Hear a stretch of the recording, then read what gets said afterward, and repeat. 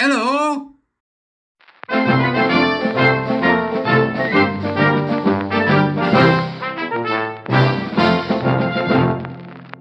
Beep, beep, beep, beep, beep. Welcome to the Court of the Edijester. Hope you're all well. Today, what was today? Well, Malcolm Clark.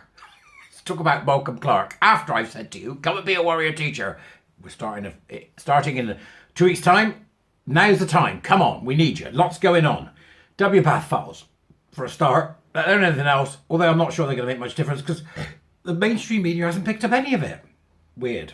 But forget that for the minute, because I'm still reading it and I'm thinking it's been covered in lots of other places and it really does take an emotional toll, I tell you. So I'm, a bit stay away from it for the minute. However, Malcolm, again, doing us a great service from his Substack, which you can subscribe to. You can find him on Twitter at @TwitterFilms. But he's pointed out to me today, not me personally, but generally to the Twitter sphere, that there's a grumbling in the force. Is it a grumbling? No, it's not. A movement? No, it's not a movement. What do they call it? A disturbance. A disturbance in the farce. In that the bloody conversion therapy nonsense has raised its ugly head again. So before we start, let's take a look at this. It's Angela Eagle, I believe her name is, although I wish she'd swoop off into the horizon, being an absolute numpty and supporting transing the gay away and the perverse homophobia of the TQ+. So let's watch the video first and then we'll talk about it. So here we go. This year, whether the Prime Minister likes it or not, there'll be a general election and Labour will offer the country to pick up legislating to protect the LGBT community with a comprehensive trans-inclusive ban on conversion therapy. I would have liked to get it done sooner. It will happen. We just have to make progress, and it's very sad that, as honourable friend said, it's taken longer than the Brexit negotiations, which makes you stop and think about what's been going on. We'll also strengthen the law so anti-LGBT plus hate crimes are treated as aggravated offences, which is and there'll be a much needed modernising of gender recognition processes, which are humiliating and overlong. As you can see, talking boblocks, as Angela Eagle is wont to do. I can't stand the woman. They're not going to give up, are they? So what Malcolm said in a tweet, which you'll find the link to in the Dubras, so this is the first part of this today, is that along with Alicia Kearns, who you'll remember I was somewhat angry with when she berated Neil Hanvey in the Houses of Parliament in the way that she did, screaming and yelping about trans people and just pushing homophobia. What Malcolm has pointed out to us that there has been tabled an amendment to the Criminal Justice Bill to bring in so-called conversion therapy ban. This would effectively enforce WPATH type abuse of troubled young people. They will not be forgiven, says Malcolm, hashtag WPATH files. And then we've got current signatories to that. And the current signatories are as follows.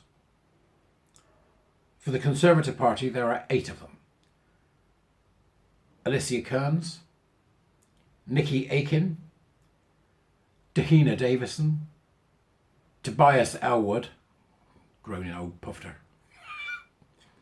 Andrew Percy, Simon Fell, but not far enough, Gary Sambrook, and Michael Fabricant, which sounds like a washing powder. Right? That's the 8 from the Tories. You swine. Resign, every single one of you. Labour, we've got 9. Lloyd Russell Moyle, he's at the top. What a disingenuous fellow he is. Liar. Ooh, I hate him. Right, Harriet Harman. Oh, God. Harriet Harman. Liam Byrne. Ben Bradshaw. I mean, this is an absolute rogues gallery, isn't it? Ben Bradshaw.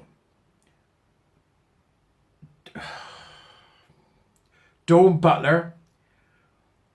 Olivia Blake. Kate Osborne. Nadia Whittam. Neil Coyle up in disgust. And then for the Lib Dems, we've got Alistair Carmichael and Christine Jardine, who I don't know who they are. And then for the SNP, John Nicholson. So that's this bunch of ne'er-do-wells. Right, so let's get their names out there. Let's make sure everybody knows who they are, shall we? And we'll move on now to something else, because Malcolm has... there she is. Trans-inclusive ban on conversion therapy. The trans-inclusive ban on conversion therapy, a comprehensive ban on trans-conversion therapy. I'm sick of you now, Eagle. Honest to goodness, these people drive me around the bloody bend. So what happened then was that I found another tweet by Malcolm, which I think is worth us going through, so we're going to have a go through that. And that's really providing us with some more insight into the history of WPATH, the creepy John Money bloke and all that, because Matt Walsh did a good video yesterday. So even creepy John Money warned about rushing into sex change procedures in the late 1990s. All the warnings about deluded, psychotic people wanting to mutilate themselves were removed. Interesting, isn't it? Interesting. And then Malcolm has here something he posted. Why should everyone in gender-affirming healthcare be behind bars? From the beginning, they knew some patients regretted treatment. In 1970, John Money warned about transsexuals who thought their surgery a tragic mistake and urged those wanting surgery to wait for a minimum of 2 years. And there is a picture here of a piece from a newspaper. I wonder what it was. Does Malcolm say? No. Which shows John Money saying, "Hey up, needs work, something wrong. Watch what we're doing." So even the butchers themselves knew that something was wrong. And that's why, until 1998, WPATH Standards of Care Principle Number 1 was a warning that sex reassignment may be requested by persons experiencing short-term delusions or beliefs, which may later be charged and reversed. It urged psychiatric oversight.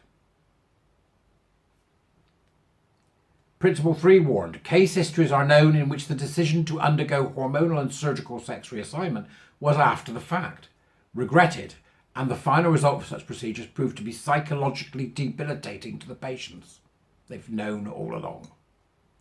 Standard 4.1 also made clear that no one should be offered hormones and or surgery simply because the patient has requested such procedures.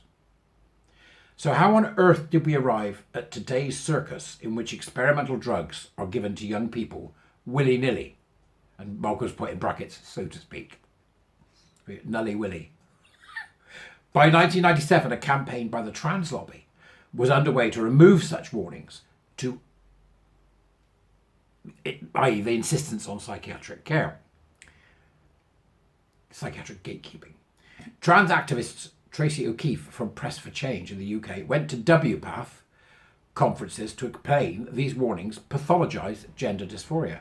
When the Tavistock published a report of its first conference to discuss puberty blockers, O'Keefe wrote a review for Press for Change, arguing that emphasis on therapy was insulting. Psychoanalysis is to gender dysphoria what aspirin is to boldness. Madness, absolute madness. O'Keefe then led a campaign to change the name of the Harry Benjamin International Gender Dysphoria Association to WPATH to remove any reference to dysphoria. In 2006, Christine Burns applauded his role. Activists like O'Keefe targeted any doctors who defended gatekeeping. So they took down the doctors that were saying gatekeeping needs to stay. Trans activists were soon voted into leading positions in WPATH, and in 2010 it issued a statement that claimed the delusion you've been born in the wrong body is normal, and the desire to mutilate yourselves is not pathology, when it is surely the definition of that. Seeing the roots come out, seeing the beginnings being understood, seeing the beginnings being explained, detail like this, nuance from Malcolm. This is where we need to go, folks. We need to build the entire timeline from 1906 right the way to now. And we need to understand how these people came together and on a global scale affected so many people in power, politicians, affected the media, infiltrated our universities, infiltrated our schools, infiltrated the police, the health services. How have these people done this? And this is the type of digging that Malcolm is doing here that is going to help us to understand that much more clearly. Much more clearly. So thank you very much for watching. Go and support Malcolm. Link in the doobries. And come a warrior teacher, buy me a coffee. Do all the things. I'll see you later. Bye, folks.